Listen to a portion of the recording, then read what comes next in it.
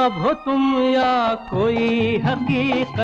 शम्मी कपूर और देव आनंद जैसे सुपरस्टार के साथ काम कर चुकी एक्ट्रेस कल्पना मोहन 60 के दशक की पॉपुलर हीरोइन बनकर उभरी थी। कल्पना मोहन की पहली फिल्म प्रोफेसर 1960 में रिलीज हुई थी। इस फिल्म में कल्पना ने शम्मी कपूर के साथ काम किया था।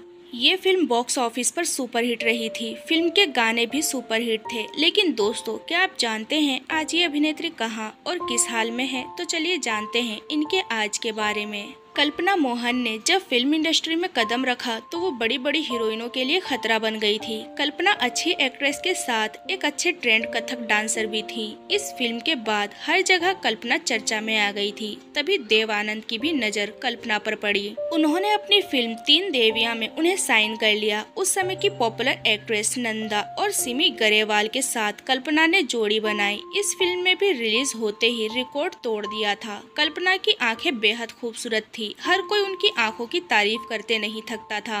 कल्पना ने करीब 10 साल तक फिल्मों में काम किया। उनका करियर काफी छोटा रहा, लेकिन जब तक वो फिल्मों में रही दूसरी हीरोइनों के लिए खतरा बनी रही। श्रीनगर में जन्मी कल्पना मोहन के पिता अवनी मोहन एक फ्रीडम फाइटर थे। अवनी पंडित जवाहरलाल नेहरू के काफी करीबी थे। कल्पना कथक डांसर थी, इसलिए जब भी राष्ट्रपति भवन में कोई बड़ा फंक्शन होता था तब नेहरू कल्पना को डांस परफॉर्मेंस के लिए बुलाते थे।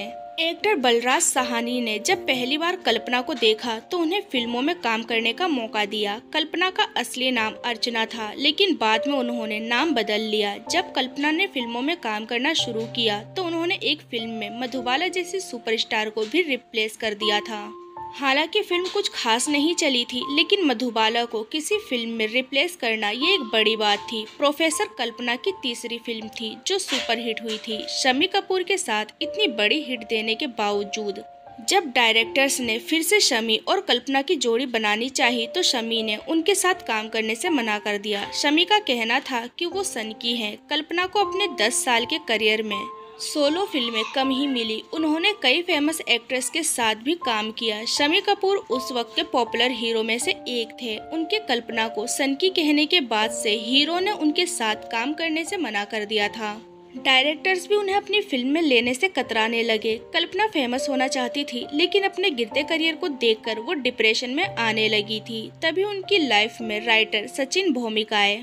कल्पना ने सचिन से शादी कर ली। शादी के बाद वो फिल्मों से गायब हो गईं, लेकिन उनकी शादी ज्यादा दिन तक नहीं टिक पाई। जल्द ही दोनों का डिवोर्स हो गया। इसके बाद 1967 में कल्पना ने एक नेवी ऑफिसर से शादी कर ली। दोनों की एक बेटी प्रीति भी हुई। कल्पना के पति की ज्यादा कमाई नहीं थी। कल्पना ने अपने एक इंटरव्यू में कहा था कि उनके ससुर उन्हें धमकाते थे, कहते थे कि अपना बंगला मेरे बेटे के नाम कर दो, लेकिन कल्पना ने ऐसा नहीं किया और दोनों का 1972 में डिवोर्स हो गया। कल्पना ने अपनी बेटी प्रीति को अकेले ही पाला। कल्पना अपनी बेटी के साथ पुणे शिफ्ट हो गई थी। आखिर के दिनों में उन्हें चेस्ट इन्फेक्शन और लकवा मार गया था। वो 5 साल तक अपनी इस बीमारी से जूझती रही। वो इस बीमारी की वजह से बेहद कमजोर हो गई थी। साल 2012 में हॉस्पिटल में ही उनका निधन हो गया था।